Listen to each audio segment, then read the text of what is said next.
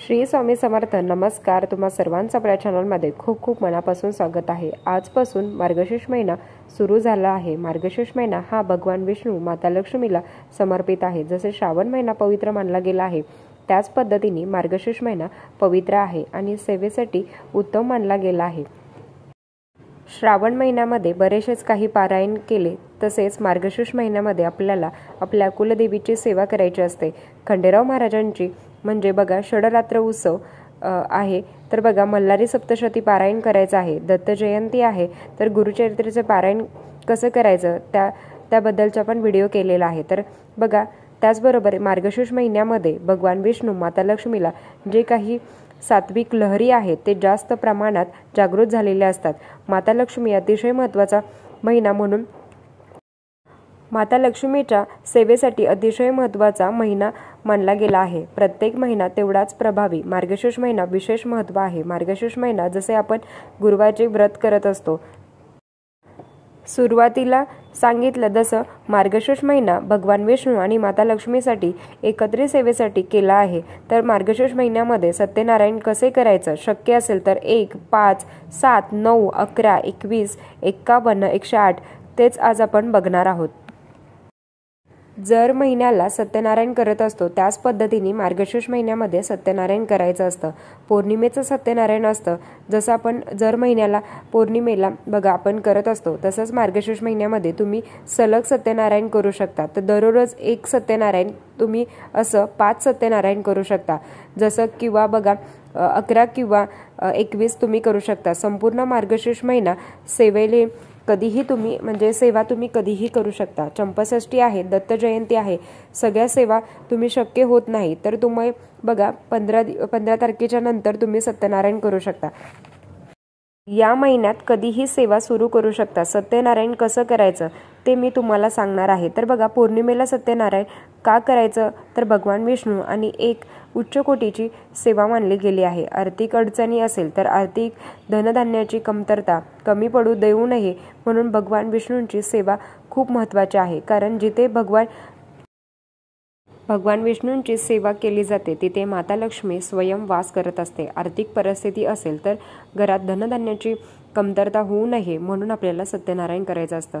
तर बघा गणपतीमध्ये सत्यनारायण करतो तेव्हा आपल्याला नवग्रहाची पूजा करायची असते. पण जर महिन्याला सत्यनारायण करतो, पौर्णिमेला सत्यनारायण करतो, त्याला आपल्याला नवग्रहाची पूजा करायची गरज भासत नाही, म्हणजे गरज पडत नाही. तर बघा सुपारी आपण घेत असतो 3 सुपारी, तर गणपती बाप्पांची सुपारी, वरुण देवतेची सुपारी, कुलदेवीची सुपारी असते. तर अशी सेवा आपल्याला करायची आहे. तर पहिल्या दिवशी मांडणी करून ठेवा. तर मार्गशीर्ष महिन्यामध्ये 2 एकादशी येणार आहे तर तुम्हाला सेवा करायची नाही, मांडणी तशीच ठेवायची. एकादशीच्या दिवशी देवाचा पण उपवास असतो, एकादशीला सत्यनारायण करायचं नाही. तर तुम्ही कधीही सुरुवात केली तरी चालेल. तर पहिल्या दिवशी आपल्याला संकल्प करावा. तर आर्थिक अडचणी तर बघा कर्जबाजारी आहे तर घरात बसून देव येऊन काही कर्ज फेडणार आहे का तर नाही. प्रामाणिक जो कष्ट करत असतो, काही लोकांना सगळ्या जबाबदाऱ्या पार पाडत लागतात. तर बघा सगळ्यांच्या जबाबदाऱ्या पार पाडता पाडता एक कर्ज नील होत नाही तर तोपर्यंत दुसरं उभं राहतं. कर्तव्य पार पाडण्यासाठी सर्वसामान्य माणूस या गोष्टीमध्ये जास्त असतो. तर एखाद्या व्यक्तीने त्याच्या लाईफमध्ये कर्ज काढलंच नसेल त्यांनी ही सेवा नाही केली तरी चालेल. कर्जबाजारी आहे तर बघा प्रामाणिक कष्ट करत आहात, आवक आहे, जाण्याचा मार्ग भरपूर आहेत. पण बघा लक्ष्मी म्हणजे फक्त पैसा नाही, तर बघा विविध लक्ष्मी आहेत. धनलक्ष्मी, संतान लक्ष्मी अशा विविध लक्ष्मी ओळखल्या जातात. तर फक्त तुम्ही प्रामाणिक जर सेवा केली तर तुमचे सेवा प्रबळ असावी, इतकी सेवा तुमची स्ट्रॉंग असावी तर देवाला पण तुमचं ऐकावं लागतं. सत्यनारायण कोणीही करू शकता. मुलगा, मुलगी, पुरुष, स्त्री, विधवा, तर प्रेग्नेंट असाल तर स्वतःची काळजी घेऊन बाळाची पण काळजी घ्यायची आहे आणि तुम्ही सत्यनारायण करू शकता.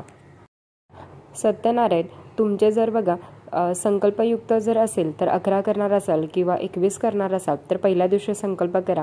उजव्या हातात पाणी घ्यायचं आहे, हळद, अक्षदा, तर हळदी कुंकू अक्षदा, आपल्याला फूल. मी या कामासाठी 11, 21, 51, 108 सत्यनारायण करत आहे. तर जेवढी सेवा मोठी त्याचा प्रभाव जास्त असतो. तर बघा 5 करणार असाल तर तेवढं काम होईल असं नाही आहे. पण बघा 21, 51, 108 निश्चितच तुम्हाला अनुभव येईल. सत्यनारायण बघा, सत्यनारायणची मांडणी खूप साधी सोपी आहे. तर सत्यनारायणचा फोटो ठेवायचा आहे, तर आपल्याला तो घ्यायचा आहे. गव्हाची रास करायची आहे, तांब्याचा तांब्या भरलेला घ्यायचा आहे. तर त्याच्यामध्ये आपल्याला त्याच्यावरती आपल्याला तामण ठेवायचं आहे. तांदूळ घ्यायचे आहेत. बाळकृष्णांची मूर्ती त्याच्यावर ठेवायची आहे. मांडणी कशी करायची हे तुम्हाला सगळ्यांना माहिती आहे. तर दररोज मांडणी उचलायची का? तर नाही, आपल्याला उत्तरपूजा शेवट करायची, त्या दिवशी आपल्याला मांडणी उचलायची. तर बघा, पहिल्या दिवशी आपल्याला जर तुम्ही संकल्प करत आहात तर बघा 5, 9, 11 सत्यनारायणचे पुस्तक वाचायचे आहे. तर बघा, ते तुम्हाला केंद्रात मिळून जाईल. तर त्याचे सगळी मांडणी दिलेली आहे. मांडणी कशी करायची, पूजा कशी करायची, काय काय साहित्य लागणार हे आपल्याला त्या पुस्तकात दिलेलं आहे. तर ते बघा, 3 सुपाऱ्या आहेत त्या ठेवायच्या आहेत. गणपती बाप्पांची सुपारी, दररोज अभिषेक करायचा आहे. आपण जसं बोलतो हळद कुंकू, अक्षदा, धूप दीप, दशयामी हे तुम्हाला दररोज करायचं आहे.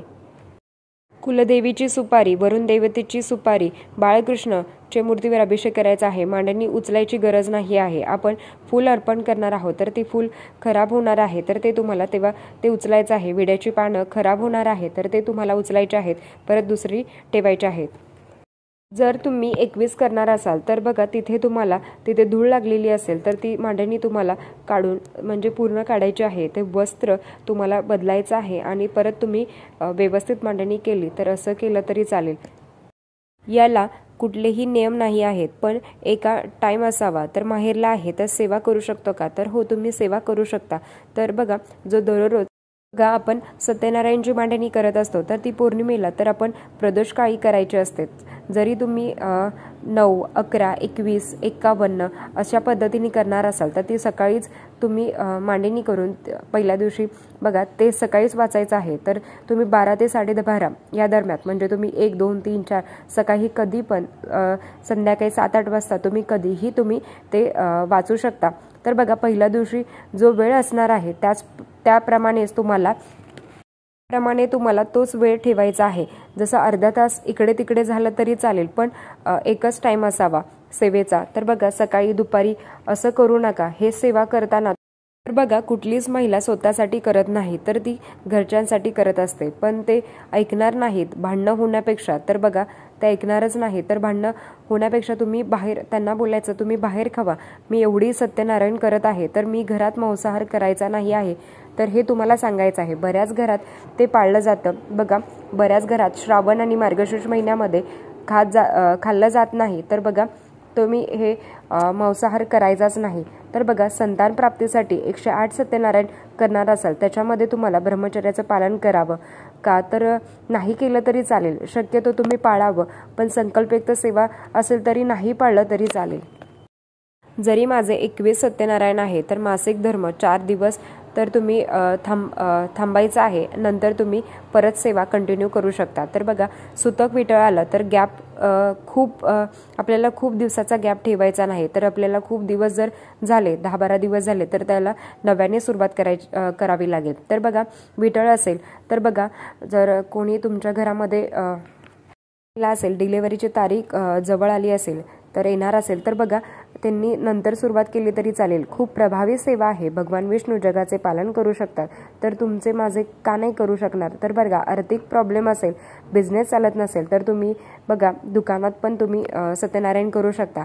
तर आपण त्यांची तिथे मांडणी करायची आहे आणि आपल्याला प्रसाद फक्त घरातून घेऊन जायचा आहे आणि तिथे आपल्याला अर्पण करायचं आहे. असं केलं तरी चालेल. तर बघा, मध्येच गुरुवार आला तर गुरुवार असला तरी मांडणी तशीच ठेवायची आहे. अमावस्या असेल तरी आपल्याला सेवा करायची आहे. फक्त आपल्याला एकादशीला सेवा करायची नाही आहे, ती आपल्याला मांडणी तशीच ठेवायची आहे. तर बघा, सत्यनारायण एकादशीला करू नका, एवढंच आहे. बघा, आपल्याला अक्षदा हातात घ्यायच्या आहे उत्तर पूजेच्या दिवशी आणि आपल्याला हे बोलायचं आहे, यातुम देवगणाः सर्व पूजाः मदाय पार्थिवा इष्टकामाय सिद्धाय पूर्ण गमायाच. आणि त्या अक्षदा आहेत तर त्या आपल्याला श्रीकृष्णाच्या डोक्यावर टाकायच्या आहेत. तर हे आपल्याला शेवटच्या दिवशी बोलायचं आहे. तर बघा, तुम्हीही करा. भगवान विष्णूंची कृपा तुमच्यावर राहील. तर आजचा व्हिडिओ इथेच थांबवते. आवडला असेल तर लाईक, शेअर, सबस्क्राईब. धन्यवाद. श्री स्वामी समर्थ.